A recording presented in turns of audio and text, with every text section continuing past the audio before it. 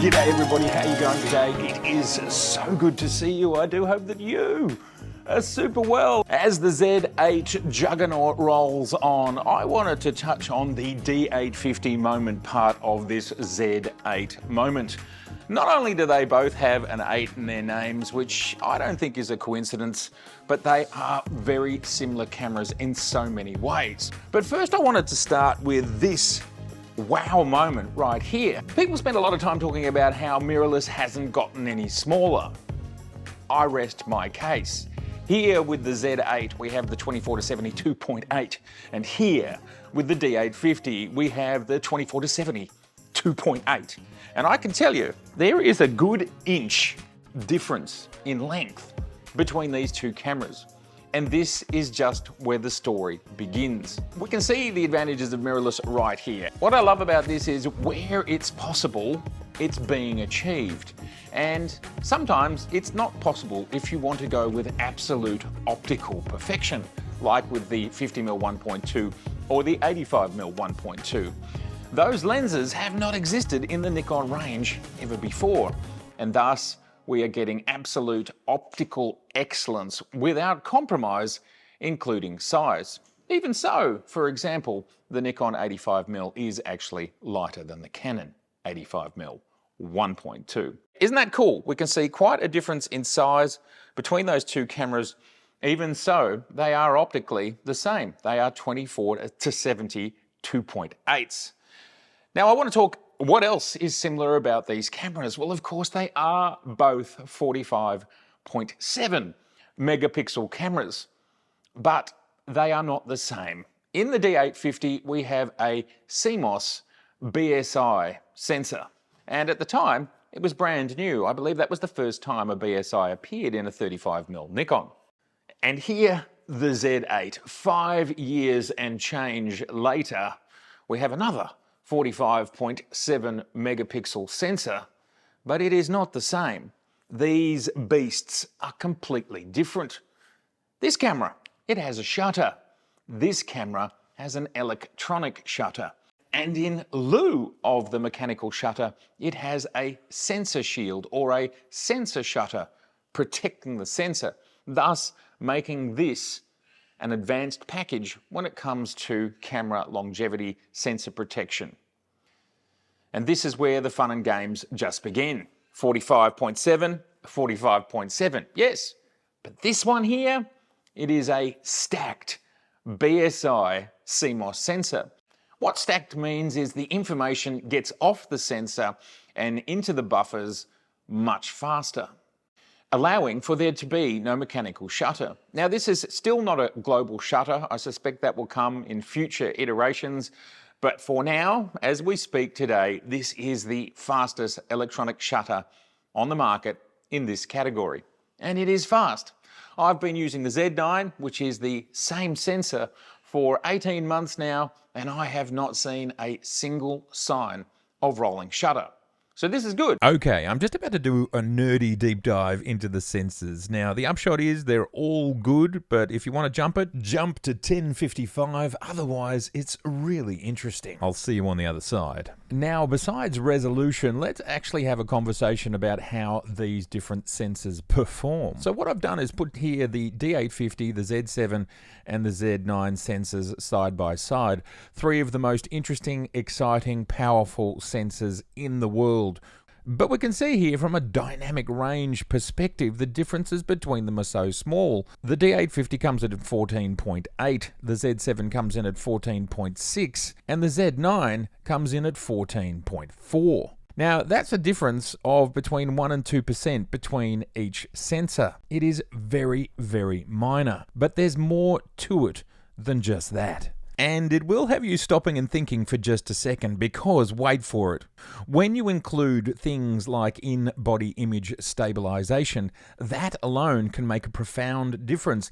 That can move you, in some circumstances, an entire stop, let alone up to 5 or 6 stops, positively affecting dynamic range. A D850 does not have IBIS, and thus you mitigate these absolutely minor differences. And if you can reduce ISO by a stop, thus giving yourself more dynamic range due to in-body image stabilization, then that is a positive effect.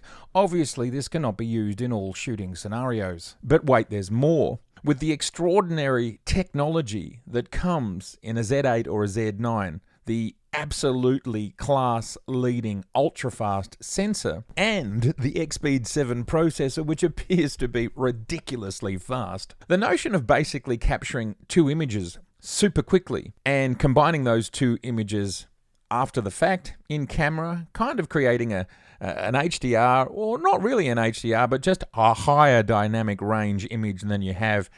But here's the interesting thing. Both the D850 and the Z8 Z9 do have a high dynamic range feature. But in the D850, it only gives you a JPEG as output. In the Z8 Z9, you can actually record your RAW files as well and combine in post. So this exists. This type of bracketing idea already exists. And notionally, it appears with both cameras they are taking two frames, combining them, and giving us higher dynamic range. Please do let me know if this is something you've used and what you think about it. I could see in the future where those two frames on a mirrorless camera without a mechanical shutter can do this much faster, and it's something that we're basically unaware of. Ultimately, as we can see here, the differences between these cameras is so minor, and then the tools that we have at our fingertips to improve on these absolutely minor differences mean that the more modern cameras are ultimately even more flexible, will work in even more situations, and thus the ultimate all-rounder. Okay, well, let's start with the charts. The D850, the Z7 and the Z9, in color sensitivity, we can see that they are neck and neck, and it just shows what an astonishing job Nikon has done with the Z8, Z9 sensor. And then if we look at tonal range, again, it is pretty much exactly the same the whole way through. Looking at dynamic range, we can see at base ISO, they are all very close. They're all within that 1 to 2%. Then it varies between 64 and around 640 ISO, and we can see that here. So how I get around that is I just shoot at 64 or 640, and that works perfectly for me.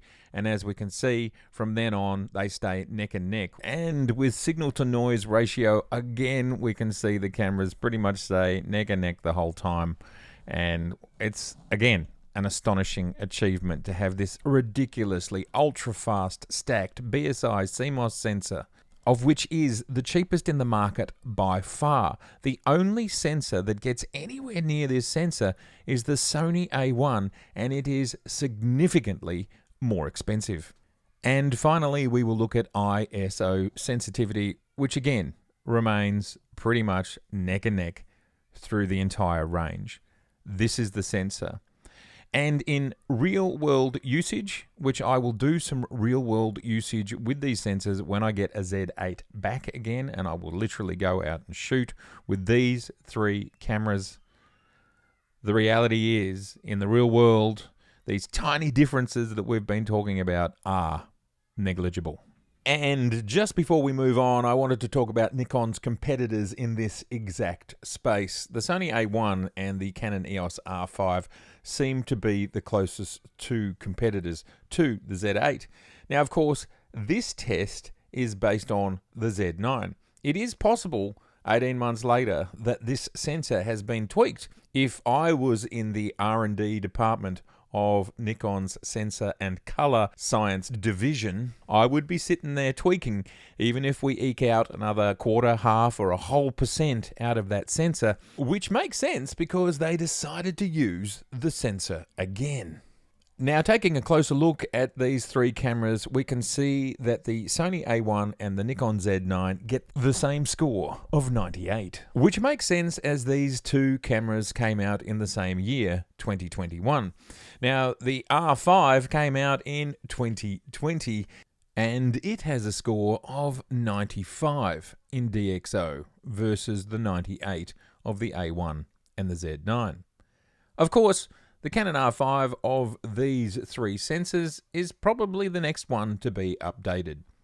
As to when that would happen, if Canon are on a 4-year cycle, then that is still sometime next year. And part of what we might be seeing here, the difference with the Canon R5, is that it is a front side illuminated sensor, where the Z9 and A1 are BSI sensors, and they're both stacked. And there is a performance difference that we will see in the Nikon Z8/Z9 and Sony A1 sensors because they are stacked. And for example, we will see that in rolling shutter.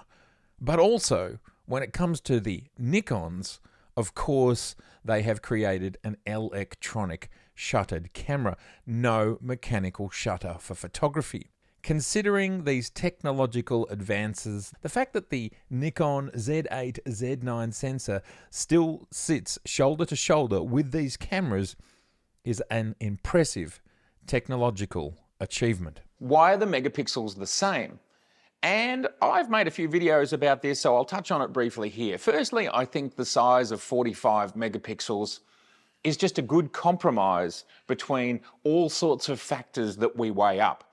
File size, dynamic range, ISO. What do the majority of photographers actually need? So what 45.7 megapixels becomes to me is a ubiquitous and all-rounder sort of resolution. Now 24 megapixels was probably that all-rounder resolution, say 5 to 10 years ago. This is what everybody was happy with. And now I think this is where we're going to settle.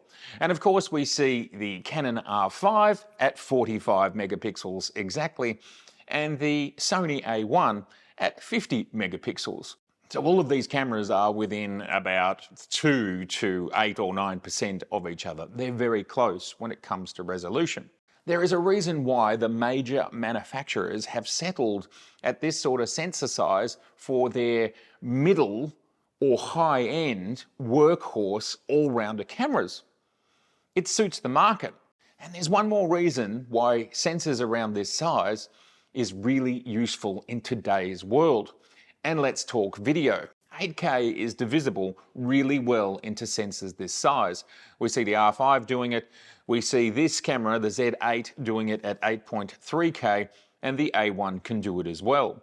So if you want to get 8K and you want to use the sensor natively, which is what Nikon does with their NRAW, giving us 8.3K, and you're literally just getting a straight pixel read from the best of my understanding of the video parts of the sensor, then that's the most efficient way to do it. If you want the ultimate all-rounder, which gives you a lot of everything, then I think this megapixel is the right spot. As we know, diffraction becomes an issue as we get higher. And if you look at 60 megapixel cameras like the Sony A7 R4 or 5, diffraction is a real issue. And I've tested it and I will have a video coming out about it soon. But at f8, it starts to appear, and beyond that, diffraction is actually visible. And what that ultimately means is as you close your aperture down, the image is essentially becoming softer, and you're not losing resolution as such, but you're losing clarity. Okay, so what we're looking at here is the Sony A7 R5. It's the new one. It's been out since about the start of the year, end of last year. And this file here is on the Z7. Been out a very long time, 2018. And what we're looking at is with both of them using very similar lenses. Not exactly the same lenses, but similar lenses. On the Z7, we have the Z35mm 1.8S, and on the Sony, we have the 35mm 1.4 GM. Diffraction. So this is about using them at their highest apertures. If we have a look at the files themselves, we can see that here on the Nikon, we're at ISO 64, 15 seconds, f16, 35mm. And here we're at ISO 64, 15 seconds, f16, 35mm. Now what we've done here is gone to 100%. So we are looking at the native pixel level. On screen, it's pixel for pixel. Of course, we can see the 60 megapixels of the A7 R5. We're a bit more zoomed in because we've got a bit more information. But you can see, which I've talked about a lot, that 13% really isn't that big a difference. Now let's start to look at diffraction. Very clearly, we can see here, and we can zoom in a bit further just so there's no ambiguity here, but this is softer. I just want to show you the files themselves, the actual adjustments that I've made, of which there are almost none. So I've brought the shadows up. The adjustments are identical. Okay. And down the bottom here, we can see in both cases, I have chosen the Pro Standard in Capture One. Here we are at both of them at 500%. We're looking at detail. We're at f16, and we're talking about diffraction. We can see here that the contrast, there is less contrast, and it is definitely softer. You would have to ask yourself the question, is there really an advantage to having that 13% extra resolution, but definitely at f16, and I will make a full video about this, but definitely at f16, you are losing clarity or sharpness, however you would best like to describe it. And I'll tell you another interesting thing that I've seen in this comparison, and that's here. Have a look at what's going on with these lights. It's very strange. I don't know. Maybe somebody knows and they can tell me, but look at those strange rings around these lights. The Sony has way more rings. It's way more pronounced. And it's different on the Nikon. Otherwise, the files are pretty, they're pretty similar. And this is what I've been trying to say. Like, do you really need, people talk about wanting that 60 megapixels. And we go through these files and there's really not that much bigger difference between them, keeping in mind that when you've got, say, a Z8 or a Z9, you can do this at ultra high speed. Anyway, there's some weird things going on. We can see, again, look at this light here and here. These strange rings. Is that diffraction? What is it? What is causing those strange rings, which are just simply not as prominent? And those rings don't exist. So here is the same composition at f8 from the Sony. So this is f8 on the Sony, f8 on the Sony versus f16 on the Sony, and you can see those rings go away. It's very different. It's definitely got something to do with aperture, and I'm presuming it has something to do with diffraction. And to repeat, on the Nikon, it is not as pronounced as the Sony. So that is the Nikon, Sony. Bottom left-hand corner, we can see down here. Really interesting. 13% more, okay, a tiny bit more detail, but as your f-stops go up, we can see here that at f8, no, it's not really an issue. It doesn't start to show, but certainly above f8, it starts to show. That, I believe, is diffraction. And that is an example of it, and I will be getting the Sony A7 R5 back, and we will be testing that some more to see what we can see. But there is definitely a difference in sharpness in this sign. Definitely a difference. In the car here, definitely not as sharp. In the pole here, everything is becoming softer. And remember, this is a 35mm lens. A 35mm lens at f16. So everything should be in focus, but it's actually getting softer. Now, of course, we are at 500%. Does it really matter? Well, then you would absolutely ask the same question. Do you really need that extra resolution if you're not zooming in? And the answer is probably not, because when you come out to this sort of level, they really look very much the same. Let me know in the comments what you think about diffraction and 45 megapixels versus 60 megapixels. Is it worth it? Even with diffraction, this seems to be the ultimate sweet spot of where technology is at today. Now, perhaps in the future, diffraction will be solved. I'm sure all the camera companies are working on it.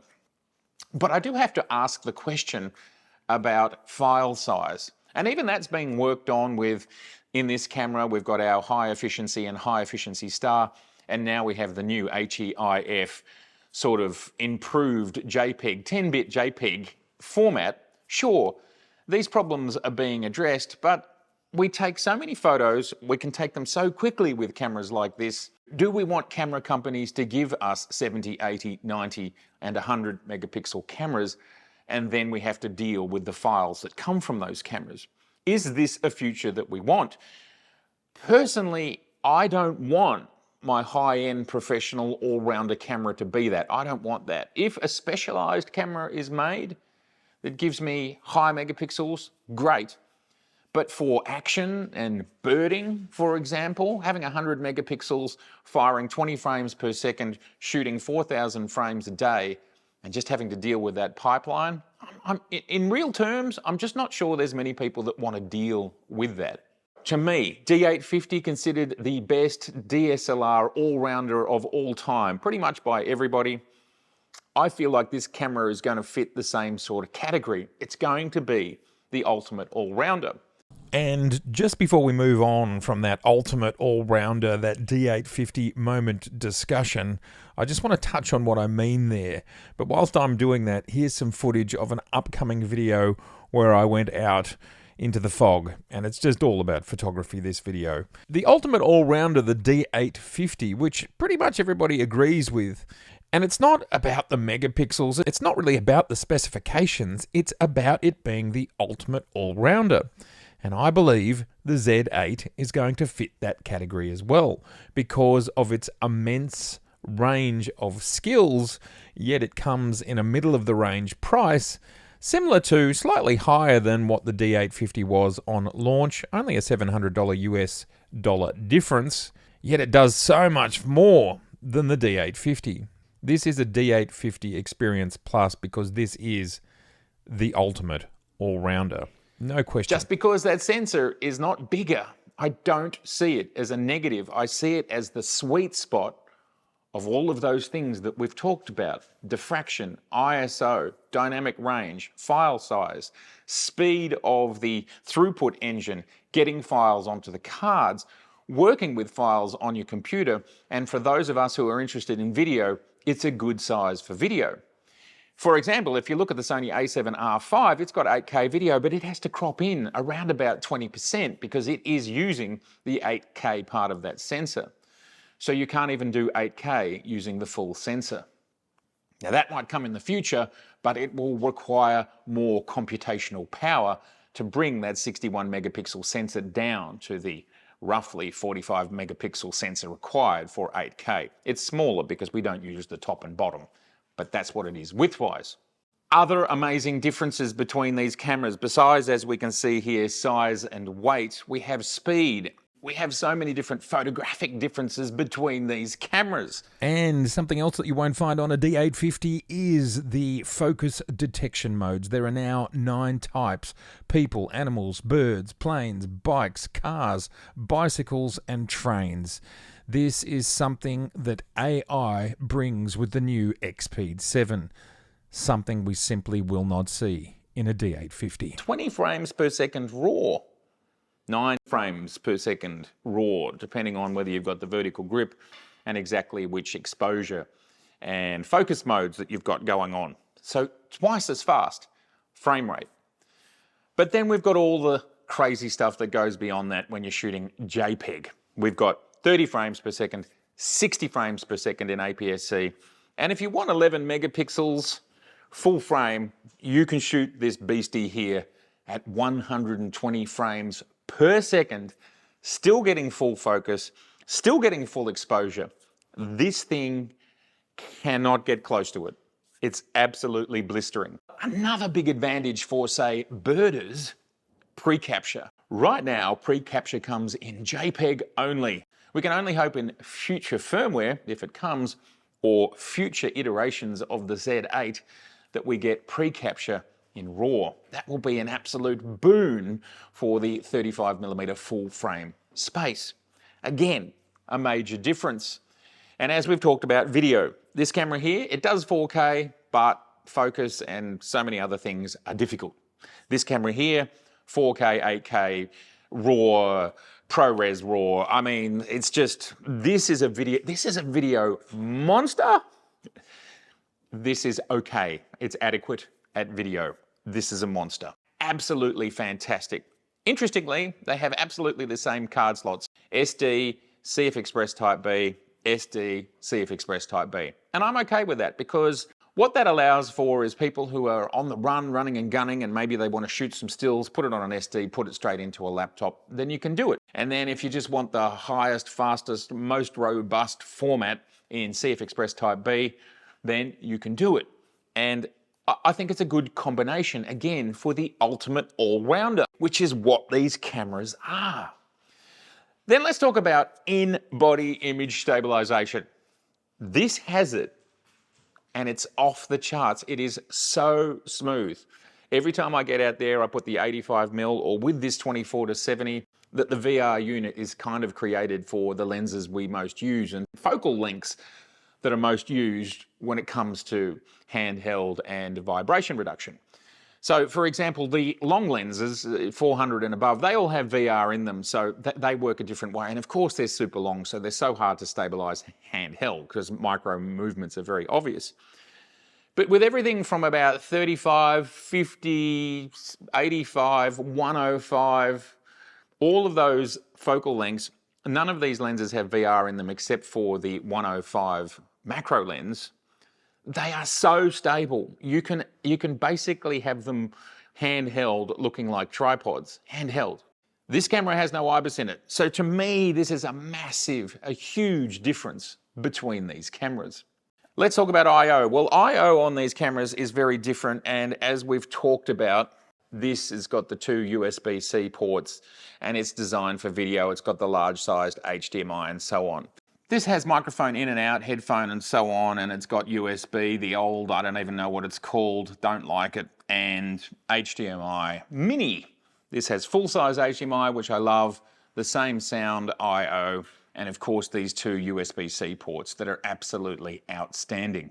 Interestingly, the Z8 is more comfortable, and even so the grips feel very similar. The function button layout is more in the way of my fingers on the D850, and that has been refined on the Z8. So the Z8 is the most comfortable of these two. When it comes to working buttons and what you see on the front and back, the actual usable buttons remains pretty much the same. For example, we can see on the D850 that there is a live view button, the LV button, which is not required on the mirrorless camera.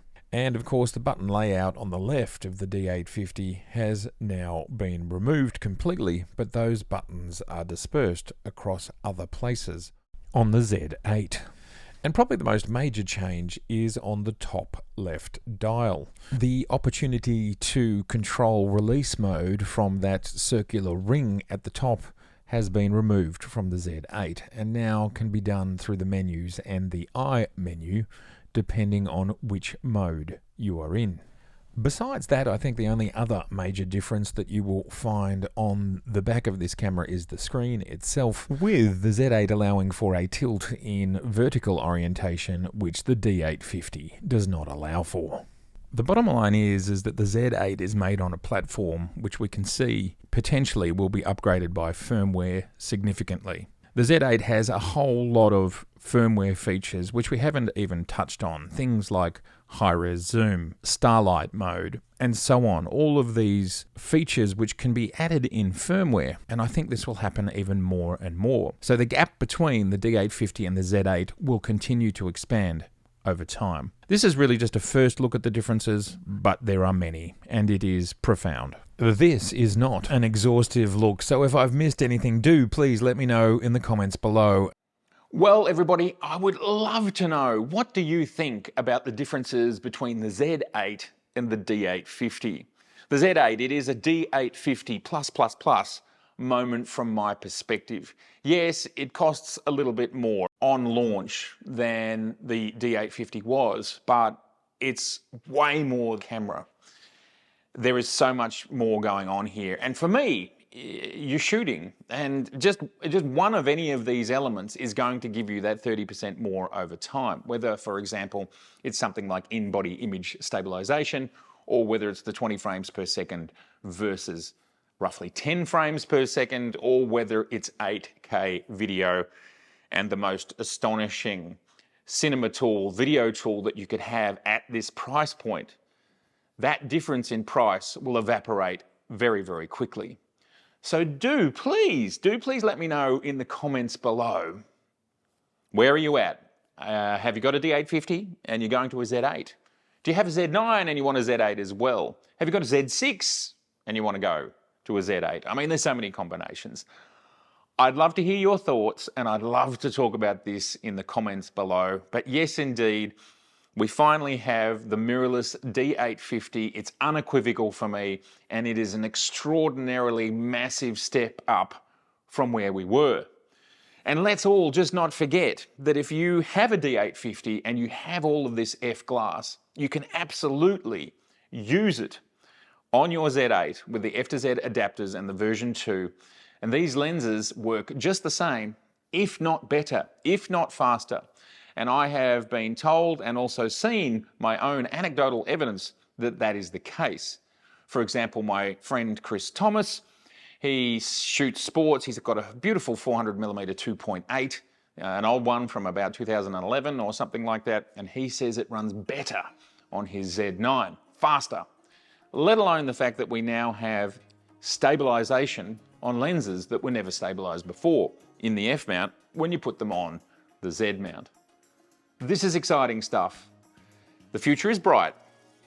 It's been so good to see you, and if this is your first time here, I'd love to see you again. So please do subscribe, please share, and please like, and I will see you soon. Bye for now.